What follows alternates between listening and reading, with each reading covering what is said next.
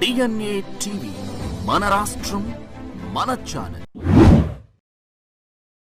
నమస్కారం. శిఖరానికి చేరిన శీలం తప్పితే పాతాళానికే అన్న సామెత అక్షరాల నిజం అవుతుంది నేటి సమాజంలో. కానిస్టేబుల్ నుంచి ఐపీఎస్ సాధించి ఎందరికో స్ఫూర్తిగా నిలిచిన ఒక యువ ఐపీఎస్ అధికారి ఇప్పుడు లైంగిక వేధింపుల కేసులో నిందితుడిగా మారటం సమాజంలో తీవ్ర చర్చాంశనీయంగా మారింది. హైదరాబాద్ తివరాంపల్లిలో జాతీయ పోలీస్ అకాడమీలో శిక్షణ పొందుతున్న ఏపీకి చెందిన ఉదయ కృష్ణారెడ్డిపై కర్ణాటకకు చెందిన ఓ మహిళా trainee IPS Attapur police station లో ఫిర్యాదు చేశారు. ఆ ఐపీఎస్ ట్రైనీ అధికారిని చేసినటువంటి ఫిర్యాదు గనక గమనించినట్లయితే జూన్ 23 నుంచి ఉదయ కృష్ణారెడ్డి ఆమెకు వాట్సాప్ లో అసభ్యకరమైన సందేశాలు పంపుతూ వేధించడం ప్రారంభించాడు. అకాడమీలో స్నేహితుల ముందు తెలుగులో అమర్యాదకరమైనటువంటి పదజాలంతో మాట్లాడటమే కాకుండా ఈ నెల 8న ఆమెను బలవంతంగా గదిలోకి లాక్కెళ్లి ఫోన్ పాస్వర్డ్ కూడా సేకరించాడు. జూలై 9న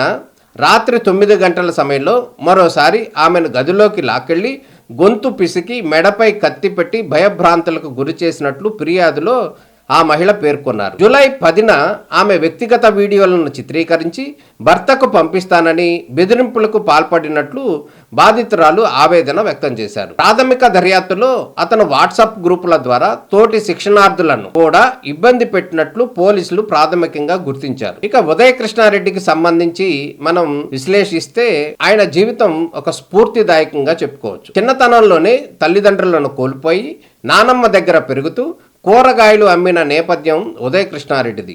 2013లో కానిస్టేబుల్గా చేరి ఓ అధికారి చేసినటువంటి అవమానాన్ని సవాలుగా తీసుకుని ఉద్యోగానికి రాజీనామా చేశాడు ఉదయ కృష్ణారెడ్డి. 5 సార్లు సివిల్స్ రాసి పట్టుదలతో 360వ ర్యాంకు సాధించి ఐపీఎస్గా ఎన్నికయ్యాడు. నిన్నటి వరకు ఒక ఐకాన్లా ఎందరికో ఆదర్శంగా నిలిచిన ఉదయ కృష్ణారెడ్డి ఈరోజు తన ప్రవర్తన కారణంగా కటకటాల పాలు కావాల్సినటువంటి పరిస్థితి తెచ్చుకున్నాడు. ట్రైనీ ఐపీఎస్ అధికారి ఉదయ కృష్ణారెడ్డి ఆత్మహత్యాయత్నానికి ప్రయత్నించినట్లు తెలుస్తుంది. హైదరాబాద్ నగరంలో ఒక సంచలన ఘటన చోటు చేసుకుంది.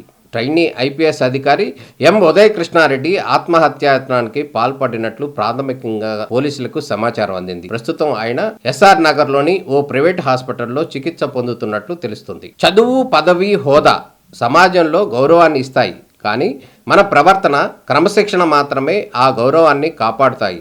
ఎంత కష్టపడి పైకి వచ్చామన్నది కాదు, పైకి వచ్చాక ఎంత బాధ్యతగా ప్రవర్తించామన్నదే ముఖ్యం. సంస్కారం లేని చదువు, మహిళలను గౌరవించలేని హోదా ఎందుకు పనికిరావు. ఏ స్థాయిలో ఉన్నా ప్రవర్తన సరిగా లేకుంటే సమాజం చేత్కరించుకోవడానికి ఎంతో సమయం పట్టదు అనటానికి ఈ ఘటనే ఒక నిదర్శనం. మొత్తానికి ఎంతో కష్టపడి ఐపీఎస్ అధికారిగా అవబోతున్నటువంటి ఉదయ కృష్ణారెడ్డి జీవితంలో ఇదొక మాయని మచ్చగా మెరిగిపోతుంది అనటంలో ఎటువంటి సందేహం లేదు. నమస్కారం.